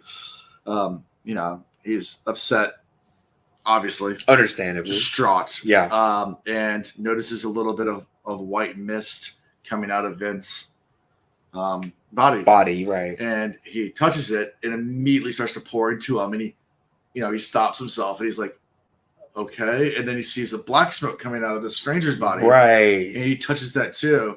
And he's like, a different power. Three And- time. Yeah. Okay. Third okay. time. All right. Go I for love it. this. Third time. Let's go. Third time. Didn't it say that this stranger had red hair? Something Yes. like that? Yeah. Yeah. Kelsier's trainer, Uh-huh. when he was like, his apprentice or whatever. In the it was chapter called. we read Yeah. in the other book, Yeah. I Didn't can't that remember. guy have red hair? He might have. I don't remember I that. don't remember. I remember it said he had crazy hair. Yeah. Yeah, but I don't remember I what don't know color if it it was red, though. but Yeah. somebody asked theories on who the vessels were for preservation and ruin in the past. Yeah. Maybe that guy? Oh, True. I'm curious, but I of course I try to avoid spoilers, so I don't look Yeah. anything up. Yeah, I'm not gonna look it up, but Yeah. Yeah. I'm gonna put that. I called. Okay. All right. Yeah. We should stop there. No, I love it. Yeah. I like theory time on that. Three time over. Yeah. Yeah. So he notices that the white and black mist, are coming from Vin the Stranger, and he reaches out, but he hesitates because he realizes that he can take all this power. But then he's like, "Who am I? Like, I'm not supposed to be the one." And then he starts going through the prophecies, and It's about the he's gender like- thing and he's all like- this. he's like- Yeah. He says this guy. it never used. It used a gender neutral because not man. I'm a eunuch. Like, and he starts going, and he thinks about his cover minds. He's like, it says that he will have the knowledge of the world on his arms, not his hands, Right. not his shoulders. Yeah. He will have it on his arms. He's like, And then he starts going back to what was manipulated by Ruin. yeah, He's like, oh well, the manipulation can only be like it's like a subtle manipulation. It can't be like change it like phraseology where it's like completely different thing. right. Just changes certain aspects, Right. right? And, All and, that made sense. And he takes his copper mines, he touches both swords, pours them in, and pours all his copper mines into that. So all the knowledge he's ever acquired, Right. pours it all into the godhood as well. Yeah. And then starts going back through all his scholarly work and going back to taking piecemeal from all these different religions and cultures. Right. And like, these people made star maps. So I can now, with my God mind, even though they're not accurate today, I can now do the math real fast on my God, and figure out this is where the planet's supposed to be. Right. And this is how this is supposed to be. And this is how humans are Yeah. supposed to be. And this is how it is able to just basically with a Reshape with a brushstroke. everything. Yeah. Unlike the Lord Ruler or Vin, who had no idea what they were doing, he's able to actually use his copper mines to actually go back and do it right. Right. And That's such a cool And it makes thing so that much they sense did. though. Yeah. And of course, this is all telegraphed to us chapters and books ago. Yeah. That was that's the reason why it was so important for him to learn all this stuff. sure. But of course, we were like, "Oh yeah, he's just a guy that he loves religions. Yeah. He's on that God piece." Nope, he's Yeah. like he was gonna be the guy Yeah. that's gonna set things right. things So up. yeah, Yeah. Yeah. Yeah. All the different. What did we say? I sent a list of prophecies to the Discord. Okay. Cool. Which, by the way, when I bought this, I didn't think this was a spoiler, only because it says season 4 Hero of Ages. Okay. I looked at that as like the same thing they do for like politicians. Like, Yeah. Like running that. Like, Mhm. I wish he was a hero. it's like a vote for him. The vote for Right, Caesar, yeah. So like, it's really only a right. spoiler if you call it a Yeah. spoiler. Right. It's like a vote for John Kerry kind of thing. basically. Yeah. For Caesar. There you go. Yeah. Gotcha. Hey. But yeah, holding both powers as well. Caesar realizes that because he has the autonomy and can hold both powers, he can keep them away from each other, but they control both of them at once. Right. And now because he has preservation and ruin, he can create and destroy and all the destroy. things at once. Right. He's actually, and he realizes as well, they were always meant to be one. And he has that epiphany as well. Like all that stuff comes together. Yeah. Both the powers of preservation and ruin, working together in harmony. Yep. So pretty cool scene. Obviously, Good time. Good old I definitely says want to pull up the last sentence of that chapter. of chapter 82. Oh, 82? Yeah. Uh, Before we epilogue. Oh, Vin. Yeah, well, it's just like she was worthy. it wasn't until that moment Caesar understood the term hero of ages, not a hero that came once in the ages, but a hero who would span the ages, a hero who would preserve humankind throughout all times, neither preservation nor ruin, but both God. In the last sentence of the chapter is Yeah. God. Yeah. So, Jeez. Powerful way to end the. Very powerful. Yes, absolutely. Yeah. Yep. And then we go to the epilogue. Yep. So anything from all this before we go to the epilogue? No. Because the epilogue's good too. Oh, it's great. It's a Yeah. tearjerker, but it's Yeah, good. man. It's a very long epigraph, so I'm not going to read the whole thing, but Vin was special. Preservation chose her from a very young age, as mentioned, believing that he was grooming her to take his power. And, of course, Ruin was as well. But, yeah, Preservation had mostly gotten her to stop wearing the earring by the time Kelsey recruited her. But at some point, she started wearing it again. He had actually tried to get her to stop wearing the earring by subtle manipulation. Yeah. But I mean, the whole reason why also choosing a human as your replacement as well, Preservation's idea was that would have the autonomy to be able to defeat Ruin, where Preservation never could. And this is also where, at the very end, that's where Sazed says, of all those who had touched the power, I feel she was the most worthy. Yeah. Yeah. Poor thing. Yeah. Her life had been manipulated from day one, basically. She didn't have the greatest life. Yeah. So she had like no autonomy whatsoever. Yeah. No agency. And she didn't realize it. Yeah. I appreciate the fact she had happiness in the second book with Ellen. Oh, you want me to read the epigraph or epitome? The epitome. The Oh epitome. no, the epitome came All right. back. Oh no, here we go. It's very, very long epigraph. I Okay. will read it. Vin was Epitome. special. Go ahead. Preservation chose her from a very young age, as I've mentioned. I believe he was grooming her to take his power. Yet the mind of Preservation was very weak at that point, reduced to a fragment that we knew as the Mist Spirit. What made him choose this girl was because she was a Mistborn. Was it because she was a Mistborn? Was it because she had snapped so early in life, coming to her powers, even as she went through the pains of unusually difficult labor her mother went through to bear her? Vin, usually talented and strong with unusually talented and strong with Allomancy, even from the beginning. I believe she must have drawn some of the mist into her when she was a child. In those brief times, she wasn't wearing the earring. Preservation had mostly gotten her to stop wearing the earring by the time Kelsey recruited her. Though she put it back in for a moment before she joined the crew, then she left it in at Kelsey's suggestion. Nobody else could draw upon the mist. I have determined this. Why were they open to Vin and not others? I suspect she couldn't have taken them all in until after she had touched the power at the Well of Ascension. It was always meant, I believe, to be something of an attuning force, something that one touched would adjust a person's body to be able to accept the mist.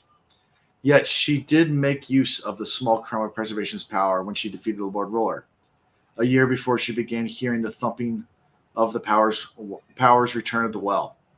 There is much more of this mystery. Perhaps I will tease it out eventually, as my mind grows more and more accustomed to this new expanded nature. Perhaps I will determine why I was able to take the power for myself. For now, I only wish to make a simple acknowledgement of a woman who held the power just before me. Of all who touched it, I felt she was the most worthy. Right. Yep. So, and then the epilogue was a spook.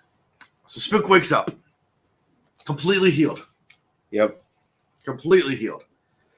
And everyone's shocked because he just walks out. And accompanied by Beldra, they go to the trap door and they open it up and open up to green fields and blue skies. Like, Can we point out that before they leave this little cavern, they're all sitting against the wall, like in the dirt, and Breeze is the only one with like some furniture around him, drinking of course. wine. Breeze being Mine did Breeze, yeah. Your boy Breeze, right? Yeah, Drinking wine.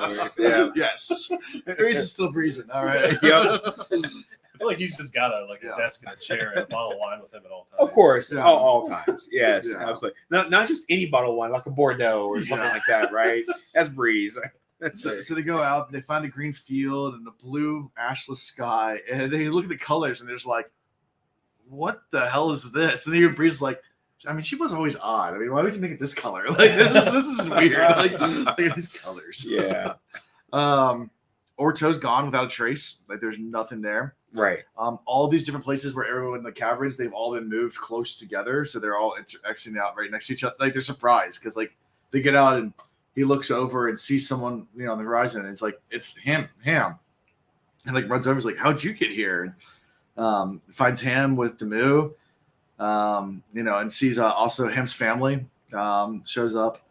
I love that part, by the way. Because, I mean, the guy's always been fighting, basically, to get back to his family, right? I've always imagined it looks like the Windows XP home screen. Yes. The rolling green hill, yes, on the Windows XP background. That's awesome. I love it. Yeah, that's great. Yeah. Tara also said her luck in the early days is probably the mists. Yeah. Because she didn't really know about eating metals or anything like that. It probably was the mist coming in a little bit here and there. She just didn't know. So the other caverns come up. They find a field of flowers. And, of course, they don't even know. They're like these weird things. They don't know what flowers are. They don't know what they are. There's like really pretty things. Up until now, it's been like drawings of flowers, right? Right. It's not like real flowers, right? So, And at that point, Spook finds the bodies of Vin and Ellen. And also next to it, Spook finds a book written by Sazed that starts the same way as the epigraph from this book, which I unfortunately I'm the hero of it. So going back to the epigraph, that's Sazed's book. So if you want to read all the epigraphs in a row, it's Sazed's book. But as he's going through, a note falls out. From them. And Sazed basically it's addressed to Spook, saying, "Hey, you're in charge now. I'm gone, but I'm still around. And that's hard to understand. I'll explain it one day. But I made you a Mistborn, right? So you're a Mistborn now. So I went ahead and did that. So I reversed everything about you being a tin savant and everything like that. It was actually Kelsey that told me to do it. By the way, right? Vin and Elsie, I talked to Vin and Ellen. They're great. But we've been talking with your boy Kels here. Yeah, talking with Kels here. And he's the one who actually suggested that. That you have it. So interesting. We're good there. And there's also 2 more elemental metals that I think you might find interesting. You might want to look into that. But I'm not gonna tell you what they are. But you go find that out. Right. You might find it interesting. Yeah. And then Spook finds the picture of the flower. And keeps it, and that's when Beldra comes up to him, and it's just you look, upset, and he turns and says, "No, I think for the first time in a long time, everything's going to be all right." Very good. In the book, and insane. There you go. So thoughts on the overall book, you guys, or even Era 1? That's right. We're at the end of Era 1. We're in Era 1. So I'll turn it over to Will. Will represents both of us now. No, go ahead. What you got? I miss the adventures with Kelsey here. I mean, it's crazy to think like where we started, where we ended. Like, so much happened. A lot. To be able to pack all that into like 3 books like this, it is a lot for 3 books. It's kind of crazy. It really was a lot for 3 books. Yeah. I mean, he skipped a lot. I mean, a lot of stuff you could have put in. But he's like, I got a plan. I got to get through this, kind of thing. So I miss Kel. Yeah. Miss Kelsey. But I mean, it's. So did you enjoy it? I mean, it's your first like really hardcore like finishing the fantasy, right? Because you had read a lot of fantasy, yeah. So what'd you think? What'd you think? I mean, this is. I haven't been a huge reader over the last number of years, so this has really gotten me back into reading. I mean, I'm reading other things now besides this.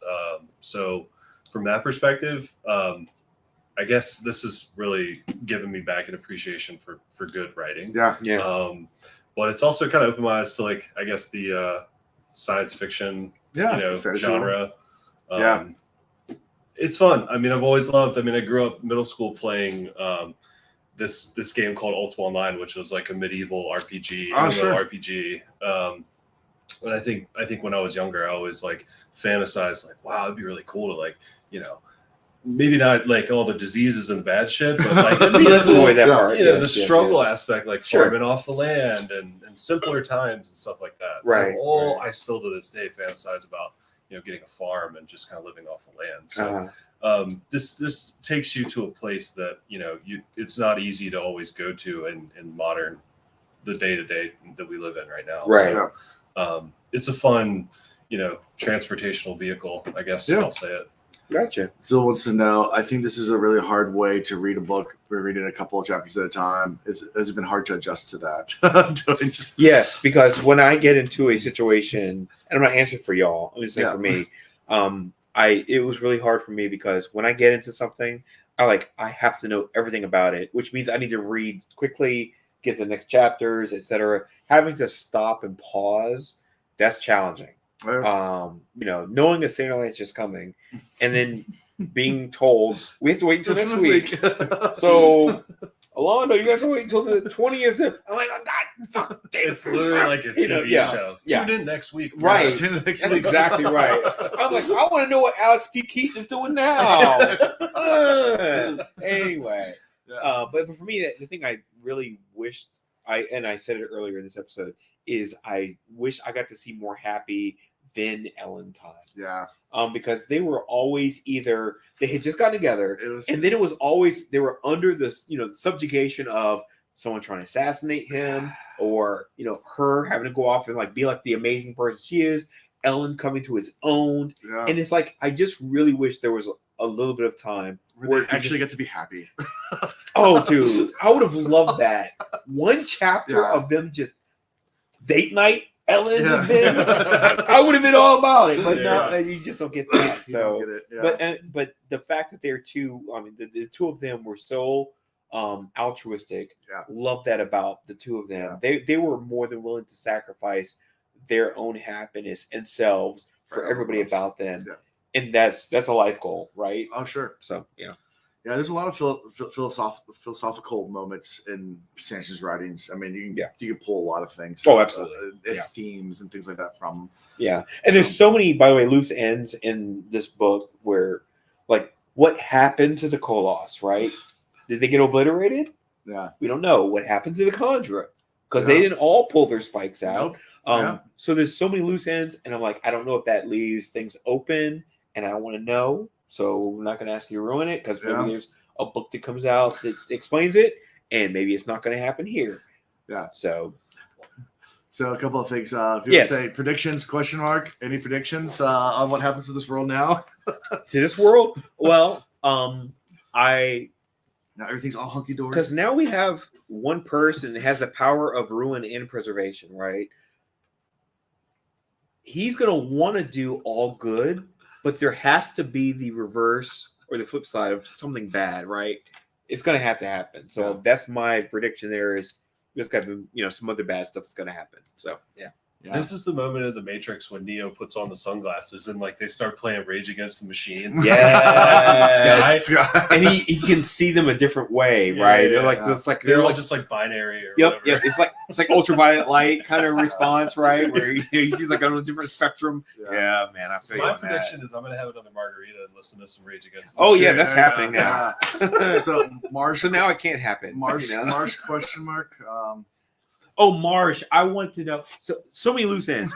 Marsh, human. What happens to human? What happens to the Koloss? What happens to the Kandra? What happened to Tensoon? What happens? I hope Tensoon's actually somewhere in a toilet, just endlessly flushing. The first generation, they've regenerated, but what now? Yeah, what now? That's right. We didn't even go over that because he saw the flesh there, and he recognized it because of the moss-like. Yeah, and we didn't get a resolution there. Yeah. There's so much stuff that I have questions about. But at the end of the day, maybe it's not for me to ask. I love this question too. What would Ellen and Vin do on a date? And the answer in the chat was murder. I hope not, but yes. It's viable. That's a viable answer. That's true. It could happen. I love it. Nice. They had the dance. Cosmere said they had the dance. I thought, there were definitely kind of small moments. But that dance was a strategy to try to accomplish something else. That's all they had.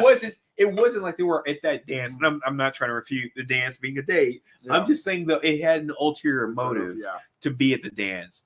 But they did have a moment. So I will give the dance. So we'll talk a little bit about it. But before we get to favorite moments and that kind of thing, what's your overall opinion of this series and how it wrapped up? And the series. I thought the series was good. I will always say that the second book was really slow. Yeah. That was hard to get through. the second book's a little slow. So the three. This book, I feel like I would have easily taken this book, elongated into 2 books, and skip the second book. Yeah. I would take that all day, every day. But did you enjoy how it wrapped up and ended?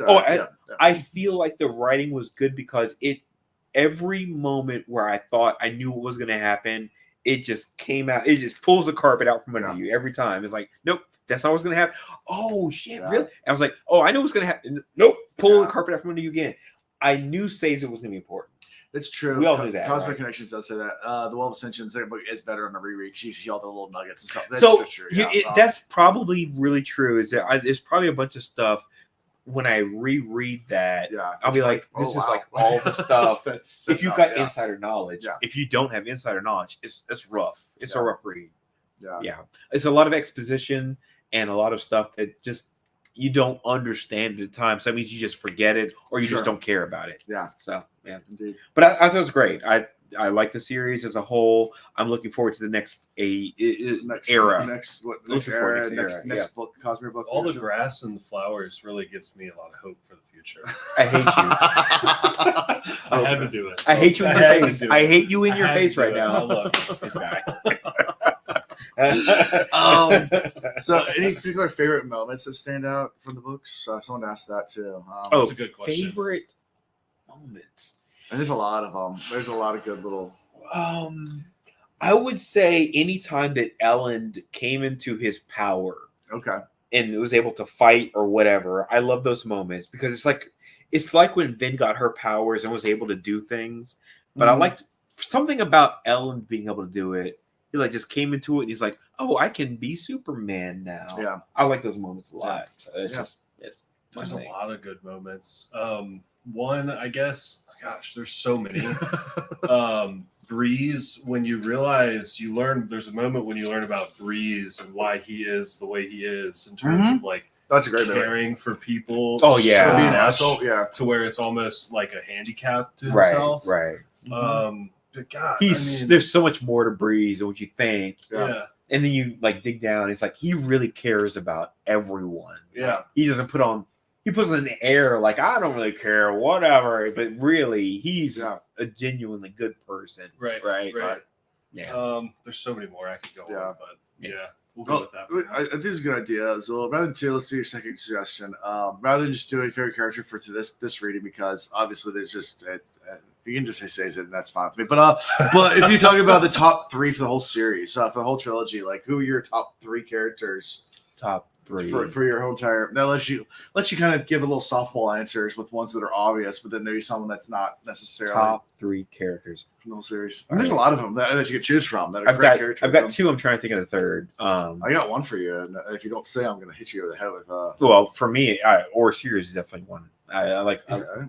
That's still the one that's going to get you not out of pass. No. I'm just saying though, Overseer. Okay. Again, he brought Vin up a level, right? Yeah. He took her out of poverty to being somebody. Okay. That transition was all from him. Sure. Because Kelsier was completely hands off like stepdad. He was like, "Oh, just go talk to my boy Overseer. He'll take her." And that's the reason why I'm mad about the whole Tensoon thing, right? So, but that's easily one.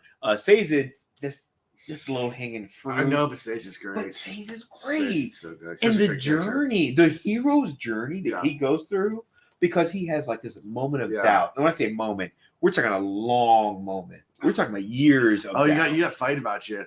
Oseer did no such thing. It was Sazed that taught her everything. We about to fight in the streets. Oseer did no such thing. Okay. We all got opinions. But yeah, Sazed is easy. And I guess the other one too is, Vin, this young lady, he just left out clubs. He left out clubs. Look at this guy leaving out clubs. God damn it, he left out clubs. I sure did. Oh man. And I love him. Hashtag never forget. I love him so much. Oh my God, I can't believe I left out clubs. We'll do 4. We'll do 4. Dude, I forgot. I would take Clubs of Revenge every day because I love him so much. Oh, yeah, because that gritty, gruff dude. Oh my god! And and I really wish there had been a lot more character development for Clubs. But I liked him from Jump Street. I forgot about Clubs. God damn We it! need like a history of clubs. Like go back. I would in time love the Clubs. book, The History of Clubs, Yeah, because that's a good one. that guy's got stories that Oh, have yeah. never been told, right? Yeah. Yeah. Yes, Alan, you win. You win. Catch me on that one. Go You win. Clubs. Yeah. That's My you. turn. Yeah. Yes, Um, please. All right, I'm gonna start with Kelsier. Kelsier. Never forget Kel. it. Kelsier, Because yes. he's the OG. Yeah. You know, Yeah, one man. of the OGs. The mastermind. but, yeah, I mean, the thieving cruise he created, the no fear kind of planning, confident, go in full Yeah. force. Yes. Respect for Kel. 2, it's got to be Sazed. I mean, he's just It's a good pick. the most humble he's to great. a fault person, but the smart. I mean, Farrakimi obviously influences it, but like the knowledge he has Yep. and the I guess noble cause he's always pursuing. Yeah. And 3,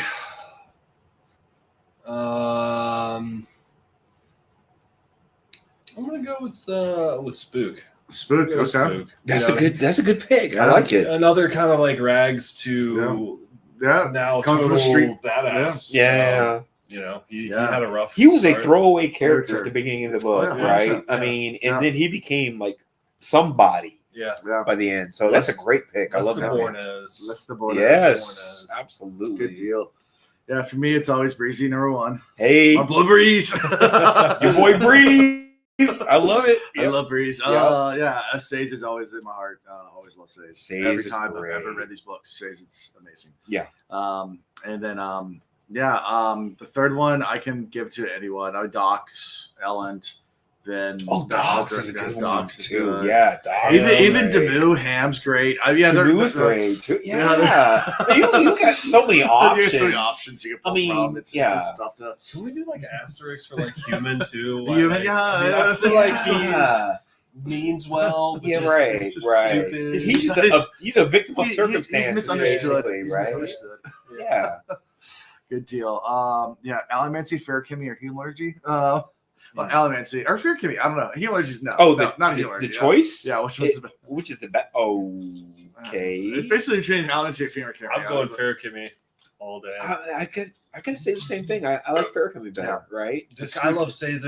Seeing him use it. Yeah. like, I got the shirt. That was the thing that helped the Lord Ruler become the Yeah. Lord Ruler was the Farrakami, and then you would make sure that no one else had it Yeah. because of how powerful it is. I gotta say Farrakami as Yeah. well. That Right? scene. It's in the second or last chapter where he's in the prison cell for Khandra, Yeah. and he's like, "This is too big." He touches the iron grate, and he's like, "I'm gonna put some of my size in there and make myself a little more comfortable." Like, Yeah. It's such like This a guy. when Yeah. all we learned about was allomancy for the longest Sure. time. And Right. You see that, and you're like, Yeah. "Oh my god, that's like reverse allomancy." Yep. Yeah. Yep. Yeah. Oh, good deal. So many characters to pick from. All of the magic systems on Scadrial, the world that Mistborn's on, they are fun. Hence me wearing my Mistborn cloak. I do love Mistborn a lot. That would be combination between Farrakimi and Allomancy. Yeah, no. The compound make you the Lord Ruler. Yeah, you can live forever. What do they mean when they say arc? They said A Spook's arc, like his journey. trajectory. Yeah, his Oh, right, journey right. is great. Yeah. Going from a throwaway character to To a main character. Yeah. Is who is arc now like a basically like a commonly ruler. Yeah, to- arc, term in, yeah, like, your character science arc. fiction Yeah. novels? Or not Yeah. just any Or it's just literary, anything, yeah. literary work, Yeah. your character arc. Like Noob. Yeah. So I'm okay with it. Yeah. No, all in all, like I said, I love Air One. Air One's fantastic. Air One was great. Yeah. Loved it. Yeah. So Good stuff. we might take next week off. I don't know. We haven't decided. I don't have it in front of me because I'm at the con right now, and I don't have it's on my other computer where the spreadsheet is for what we're doing, what we're starting, how much far we're going into Elantris. But we are doing Elantris next. So for anyone that's following along that wants to continue on our Cosmere journey, we're doing Elantris next. Then we'll do the rest of Cell. Cell's the world that Elantris is on. That's not a spoiler. It's just this is schedule. We're going to Cell. So we'll do the other short stories around Cell as well. Okay. And then we'll wrap up Cell before moving on to Stormlight. Which is Era 2? What? Stormlight's Era 2. No, Stormlight is on Roshar. It's different planet. Oh, Mistborn Era 2. We're kind of going timeline order. So Mistborn Era 2 takes place, and someone might be able to take like 300, 400 years in the future. So Okay. it's nowhere close to this. So Launches actually takes place before Mistborn. It's just not my favorite book to start Cosmere with. Okay. So as far as timeline of the Cosmere, Launches is earlier. Stormlight's between this and Era 2. So Okay. that's all a different world. Gotcha. But we'll eventually get back to Mistborn Era 2. Okay. So we're going back in time with Stormlight? With the Launchers. Okay. Yeah, but it's on different worlds, so it has nothing to do with Mistborn at There's no all. crossover. Okay. It's not, there are some crossovers. Ooh. Is there a map or a visual? Of the solar system? Yeah. Yes. But that would probably It's not going to help me spoilers. because I'm no audio. No, it's not planets. Yeah, I can probably pull up a map of the Cosmere. Well, look, remember, if that comes up, I can't search for it myself. You're going to have to send it to me. Stormlight is about Yeah, three. we could just get. Let's see. Stormlight's about 300 years after Era 1. Era 2 takes place between Book 5 and 6 of Stormlight. Yeah, so we're going to probably read Stormlight after we get through the first 5, or Era 2 after the first 5 books, depending on after Book 5, because it hasn't come out yet. What it says. Let's take a week off so I have time to buy the book. Okay. I'm okay with that. Yeah. That's okay If with you that. guys are okay with that, I'm okay with that. Yeah, we'll take a week off. Yeah, so buy the book we can and do that. Launches. Thank you, everybody. And make sure if you do buy Launches, do the anniversary edition, because that has the postscript at the end that we are going to be covering 100% full send. If you do have the original version that doesn't have that, that leaves so many good nuggets for I hope future, the audiobook has it. predictions. Audiobook does. Good. The audiobook does, but make sure you buy a updated version that has the postscript. Cool. But it's good to take a little week break between books. Yeah, definitely. Well, thanks everyone for joining us as we went through this on a random Saturday afternoon while we should be out drinking somewhere. I'm going to continue to go back to drinking more. Hey, and life goals. Thanks for joining. Thanks for joining. Thanks for coming out. I think this is the most we've ever had watching live. So That's what happens when we don't record at 9:00 at night. I got kids, man, and I'm not on vacation all the time. Exactly. It We is what it apologize is. that we Yeah. can't do that earlier, but yeah, I mean, it just worked out the best, kids So- wise, work wise, all that stuff. So Yeah. yeah. So anyway, love you too, Zul. Love everyone. Thank you guys for coming and watching. Find us on CosmereReads.com. Find links to everything. Yeah, so go check it out. I'm not going to give a huge sign off. Just say thank you guys for following us in our journey, and stay tuned for more. So see you guys later. Love you guys. Till next time. Thank you for watching the Cosmere Reads. Gosh dang fresh. Gosh dang fresh.